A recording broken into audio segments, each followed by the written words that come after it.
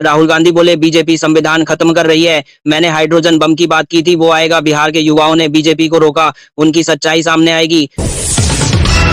Italy की PM Meloni ने कहा भारत वैश्विक युद्ध रोक सकता है। उन्होंने मोदी की तारीफ की। भारत इटली संबंध मजबूत करने और भारत यू व्यापार समझौते को जल्द पूरा करने की बात कही। शाहीन अफरीदी बोले सूर्य कुमार का बयान उनका विचार है, फाइनल में मिलेंगे तब देखेंगे। हम एशिया कप जीतने आए हैं, पूरी मेहनत करेंगे, भारत का दबदबा है। छत्तीसगढ़ में 71 नक्सलियों ने दंतेवाड़ा एसपी ऑफिस में सरेंडर किया। इन पर 61 लाख का इनाम था। लोन वर्रा 2 अभियान से प्रेरित होकर इन्हें मुख्यधारा में लाया जा रहा है। कांग्रेस अध्यक्ष खड़गे बोले देश मुश्किल दौर में है, मोदी सरकार की विदेश नीति नाकाम, वादे खोखले। चुनाव आयोग पर सवाल, वोटर लिस्ट में छेड़छाड़, गरीबों के हक की चोरी।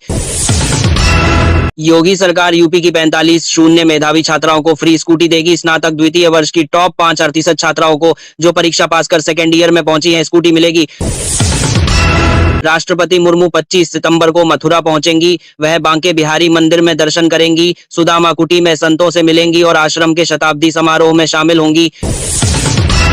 मोदी कैबिनेट ने बिहार में रेल पटरी दोहरीकरण, साहेबगंज बेतिया 4 लेन सड़क, नेशनल शिप बिल्डिंग मिशन और एमबीबीएस की 5023 सीटें बढ़ाने के प्रस्तावों को मंजूरी दी।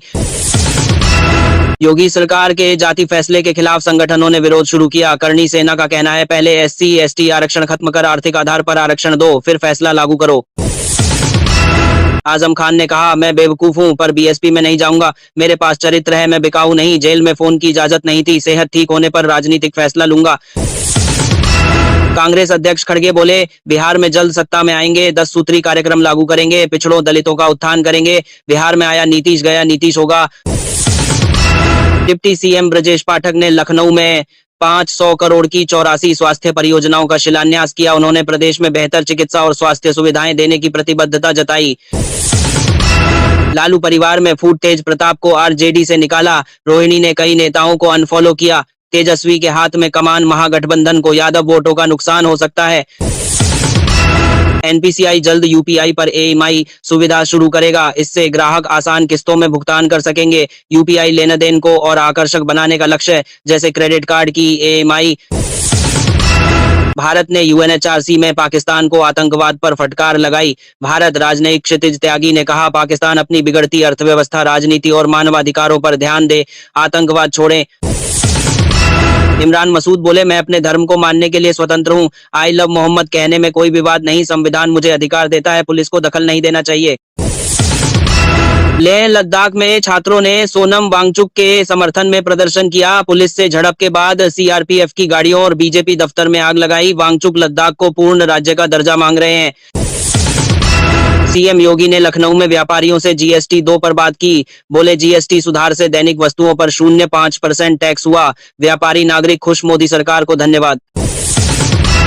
यूपी में नवरात्रि और विजयदशमी के लिए पुलिसकर्मियों की छुट्टियां 4 अक्टूबर 2025 तक रद्द कर दी गई। विशेष परिस्थितियों में छुट्टी मिल सकती है।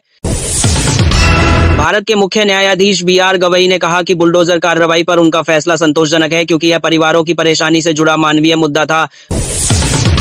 मोदी कैबिनेट ने रेलवे कर्मचारियों को दिवाली गिफ्ट दिया। 10.9 लाख कर्मचारियों को 78 दिन का वेतन बोनस के रूप में मिलेगा। प्रोडक्टिविटी लिंक बोनस प्रस्ताव को मंजूरी दी गई। आई लव मोहम्मद विवाद के बाद उज्जैन में आई लव महाकाल पोस्टर लहराए गए। गरबा पंडाल में नारे लगे। आयोजकों ने इसे महाकाल के प्रति आस्था का प्रतीक बताया। बीजेपी नेता विनय कटियार बोले अयोध्या में धन्नीपुर मस्जिद नहीं बनेगी, मुस्लिम अयोध्या छोड़ दें। आडा ने मस्जिद का लेआउट खारिज किया। बयान से माहौल फिर गरमाया। मिर्जापुर में बिरहा गायक सरोज सरगम और उनके पति को हिंदू देवी देवताओं को गाली देने के लिए पुलिस ने गिरफ्तार किया। सरोज 2017 और 2022 में 96 से चुनाव हार चुकी हैं। यूपी पुलिस सभी थानों में मिशन शक्ति केंद्र बनाएगी। यह महिलाओं की सुरक्षा, सम्मान और आत्मनिर्भरता बढ़ाने के लिए होगा। डीजीपी राजीव कृष्ण ने आदेश।